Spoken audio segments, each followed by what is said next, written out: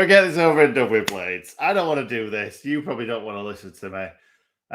We've just lost 4-0 against West Bromwich Albion.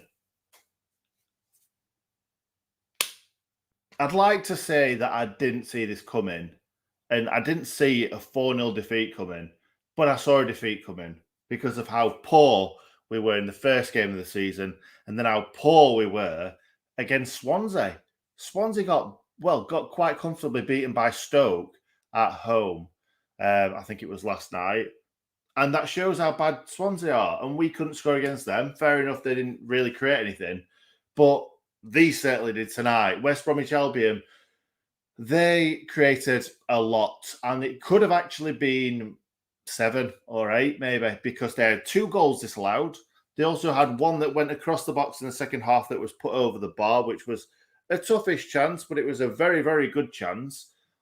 What an embarrassing night to be a Sheffield United fan.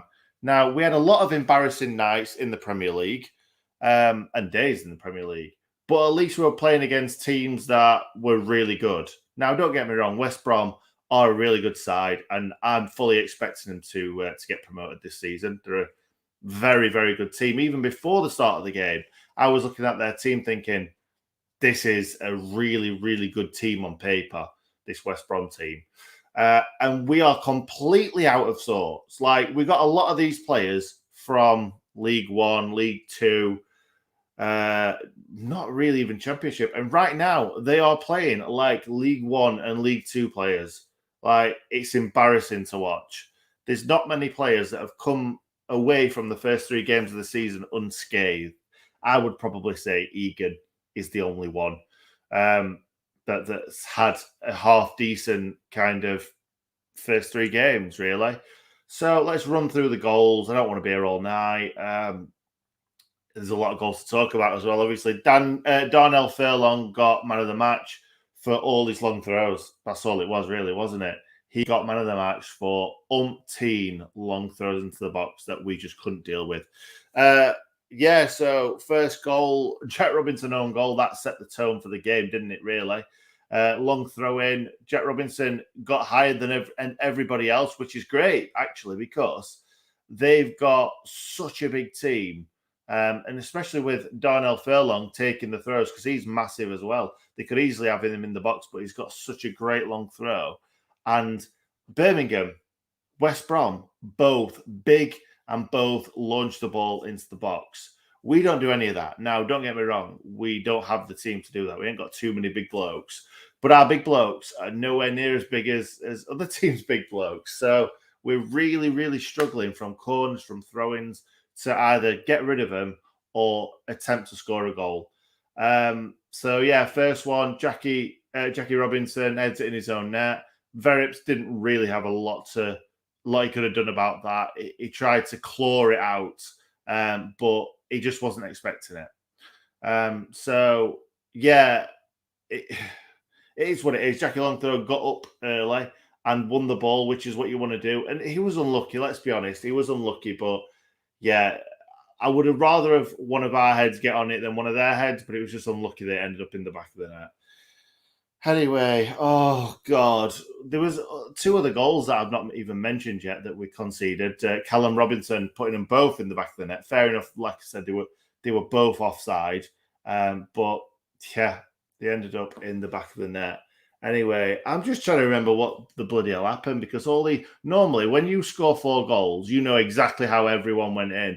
But when you're just kind of watching the other team score 4 goals, you just kind of like, you switch off and you're like, how can this really be happening when we're supposed to be contenders? We are, aren't we? We're supposed to be contenders for the title. A lot of people had us down as the team that's going to win the league, and we've just lost 4-0 to West Brom. Now, don't get me wrong. I'm still expecting Slav to turn it round, but we've got a long, long, long way to go. Anyway, so the second goal was actually in the second half. I was thinking we were 2-0 at half time. We weren't, were we? It was Verrips that made that horrific mistake for the second goal. He came out, which you want to see, fumbled it, And then it looked like it would drop him bang into his hands, and then he fumbled it again. It landed to the feet of O'Shea, hits a shot. It took a couple of deflections and ended up in the back of the net. Shocking. Absolutely shocking. And we didn't particularly play well in this game, to be honest. We had Didsey's chance in the first half where he had a one-on-one that would have made it. I think would that have made it 1-0? No, it would have made it 1-1. But Sharp had a chance before that as well that he just couldn't get onto, which I expect him to put in the back of the net. So that's two big chances early on that could have changed the game completely. Billy Sharp could have made it 1-0 to us. Then Didsey could have made it 1-0. Both of those goals could have made it a completely different game. But as soon as that second goal went in, they absolutely ran away with this game. Then, unfortunately, it was Alex Mowat, wasn't it, who scored the next one? They're all just absolutely kind of all going into one. I can't even remember the Alex bloody Mowat goal. I'm going to get hammered in the comments here for that. But let's just move on to Callum Robinson, because what an absolute... the easiest goal Callum Robinson will score in his career. Again, Verrips came out thinking that, I've got this. Didn't get anywhere near the ball. It just got flicked on over. Callum Robinson stood right in the middle of the goal for the easiest tapping of his career. I bet Callum Robinson's absolutely buzzing that he left us. I bet at first he was thinking this might not be the best move, but it was absolutely the best move for his career. He's playing really well for West Brom. And I still don't think Callum Robinson would do anything in this team. We need creativity, and we don't have it right now. We haven't. Well, we could have it, but they sat on the bench. We've got Bogle on the bench, who I don't know what he has to do to start. Play him on the right wing. I don't want to see George Baldock on the bench. Play Baldock on the right wing. Bogle on the right wing. Because what else are we going to do? Like, what else? We've tried everything else. The only two players that he hasn't really given a game until tonight was Bogle, which, he might have brought him on in one game where he'd had 10 minutes or so. I think it was the Swansea game. Luke Freeman, he's not brought him on at all until this game. And you know what? He played a lovely ball through that. I think it was Ollie Burke nearly got onto the end of. But if we're not creating goals, stop bringing on strikers. Striker after striker after striker. Now, this time, before it was like, let's start all our strikers. In this one, we started with two strikers, didn't work out. So what do? You bring on another two strikers and take those two strikers off. We need creativity in the midfield. Like, I think we can all see that. So I don't get it. Slav is a brilliant manager. He's got promoted to the Premier League twice with two different teams. He's also had lots and lots of other great seasons with different teams. What's going on? Now, we need to either give him the money to go and buy whoever he needs to make his system work, or we're not going to get anywhere. We're not going to get anywhere because this is not working. We do not have the players to play Slav's way. And I honestly am right now thinking if we don't make any signings now, we are going to finish in the bottom half of the table. I'm almost certain of that. Because we don't have the creativity the way that Slav wants to play. And actually, right now, I'm not sure myself how Slav wants to play. Anyway, let's just run through the players and we'll get into the comments and we'll leave it. I'm done. I'm done tonight.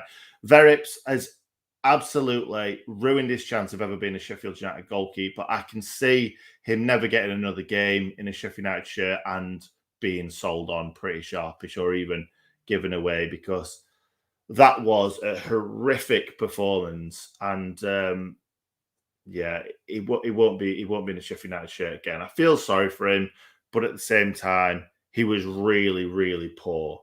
So many mistakes in that game. Baldock, I thought he was okay, but he's one of the consistent lads. And even he's playing poor. Basham didn't have a great game. Egan had a half-decent game. Jack Robinson had a shocker of a game. Own goal, loads and giving the ball loads and loads and loads away. Ben Osborne was a bit of a nothing, really. I didn't really see him do anything going forward, and defensively, he was never around. Fleck might as well come and sit next to me because Fleck is just an embarrassment. Like, I would never, ever, ever expect to say that about Fleck. And last season he was poor, but we gave him that breathing room because he had that horrible, like, broken back or whatever. He had some back problems, and you can see that that must have really taken it out of him. But this season, he's got no excuse. He's been really poor in the Birmingham game tonight, and obviously he was dropped for the Swansea game. Sander Berger, he's had half a good game against Birmingham, and Swansea was a shocking performance. Tonight, a couple of half-decent through balls that could have been latched onto and scored. But Sander Berger, really poor game. I think people sometimes do watch him with red and white tinted glasses on because Sander Berger, we're never going to sell him. We're never going to sell him for 30-odd million like what we expect because he's playing really poorly. Really poorly. And I think this league, if he doesn't book his ideas up soon and get stronger and fitter, and understand that he's going to get smashed into a few times a game, this league's going to chew him up and spit him out, and he's going to end up being not the player that everyone expected him to be. This league does not suit Sander Berger at all. He really needs to bulk up, know that he's, like I said, know that he's going to get smashed in a few games and really be the difference because that's what we've paid the money for. Ollie Norwood had a poor game tonight, in all honesty, really slow on the ball. Didn't find those pings out to the wings. Yeah, I thought he had a good game against Swansea. Not tonight, not for me. Billy Sharp had an okay game, played a lovely ball through to Didsey when it could have been 1-1. Held the ball up a little bit, won a couple of free kicks here and there. Yeah, did okay, but you can't blame him too much for him not getting the support that he needs from the midfield. Didsey tries to do everything, and in the end, he's done nothing tonight. Like, he's missed that chance, but other than that, I don't remember many times when Didsey did something where I'm like, well done, Didsey. You kind of running the game for us. Not at all. Shocking.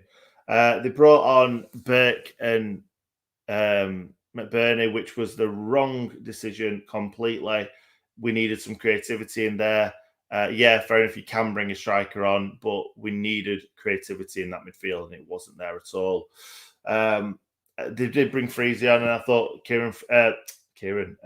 Luke Freeman had a half-decent game when he came on, but yeah, we desperately need some creativity in that midfield. And say that with me and Hal were talking after the stream, we've got some winnable games coming up, so this will really be the test. Now, I hope Slav gives them a kick up the arse and just says, come on, lads, this is not good enough. Like, I didn't expect us to lose 4-0 all season.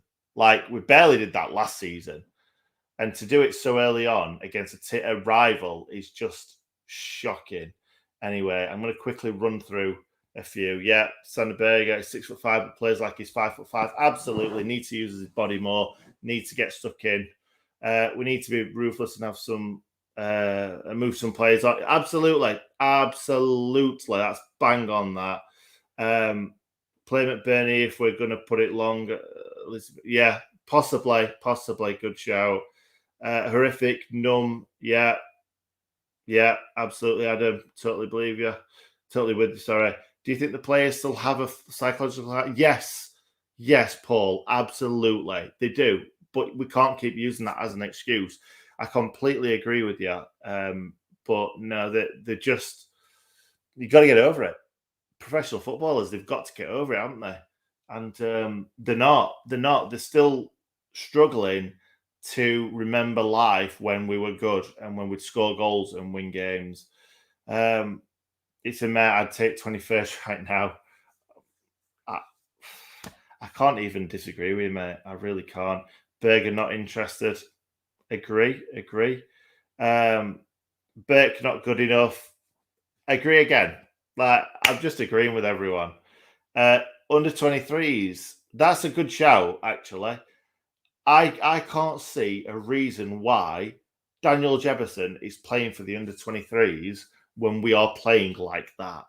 How can you possibly have Daniel Jefferson, who was our shining light at the end of last season, playing for the under 23s when your strikers on pulling up trees? We never once tried to overload, but we don't have the quality to play through teams. Yeah. Bang on again. You're saying everything that I want to say. Is Bert good enough for Sheffield United? No, he's not. Let's be honest, he's not. He's a league. He's probably a League One player. And if you'd have said that years ago when he played for Forest, then people would have laughed at you. Will Ben Davies help? Well, I'm not too sure. I hope so. But yeah, we might not have conceded 4 goals tonight if he was playing, if he was kind of in form and fit. But at the same time, it doesn't help us scoring any goals going forward. Zach Brunn, Tyler Smith, and Jebo all better than that tonight. Absolutely, absolutely. That's what I'd do. I'd be like, right, lads, you've had your chance. Like, I wish I could put Ollie Burke under 23s, to be honest. Desperately need to freshen up the attack. Every shot we have is off target. Do we have any shots? Verrips, Bogle, Egan, Davis. I don't think Verrips. No, not for me. Verrips. No. I don't want League One Wes in the net, but shocking. Actually, does it? The thing is, Verrips struggled because of the long balls into the box tonight. I don't think that's going to be the case with Huddersfield. So maybe Verrips is the man. Burke is a Ferrari with no driver. Yeah, absolutely. How do you reinvest the money from Rammers? Well, first of all, we need to spend money on a goalkeeper, whether it be 4 to 6 million, I reckon, on a goalkeeper. And then after that, we've got to bring in some exciting talent going forward. Some wingers with pace, trickery and pace. Exactly. What do you expect when you haven't made a single attacking or midfield side? Exactly. Is there a risk in harming youth if seniors are playing like that? Well, it didn't harm them last season, did it? It didn't harm Jebo coming in last season. But we just need a bit of urgency injected into that side because there's just nothing there. There really isn't.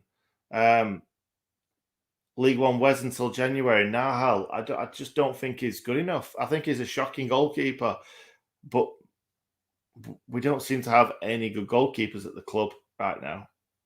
It's really sad. Either youngsters or poor goalkeepers. Anyway, let's leave it. I'm a dog fan. How the hell is Bogle not getting into your side? Absolutely agree. I don't know myself. He's been brilliant for us when he's played, going forward especially, and he's just not giving the chance. Yeah, I'll not put that up. So we can't understand how Bogle is playing out, but yep, exactly. Very embarrassing. Now we know. Yeah. Ian, you might be right there, mate. Dewhurst is meant to be decent. Yeah, but he's only a young lad, and you can't throw him into something like this. Because all it takes is one poor game, and then their confidence is absolutely shot, especially for a goalkeeper. Right, let's leave it there. Oh, I'm tired out. Thanks for watching, guys. I really appreciate everyone being in here and commenting as well, because it's really tough right now to be a Blade. It was all last season, and it started off this season too. We need a big win. Well, we need a win, no matter what happens against Huddersfield. Then we've got Luton away, 2 winnable games. So this might be completely different after those 2 games. We might be in a position where we've got 7 points. Who knows? We've got to try and be a bit optimistic, but it's tough when you've just watched your side lose 4-0 to a side that is a decent side, but we shouldn't be losing 4-0 to them. Anyway, thanks for watching, guys. Yeah, see you next time. Have a good one.